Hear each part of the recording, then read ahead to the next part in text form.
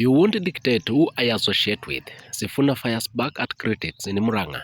ODM Senator Edwin Sifuna has firmly rejected attempts by political enemies to dictate who he associates with ahead of high-stakes 2027 election.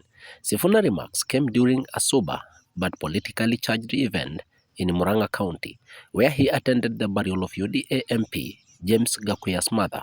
The event, which was also graced by former Deputy President Rigathi Gachagua, saw Sifuna deliver an unapologetic message to those attempting to meddle with his political alliances.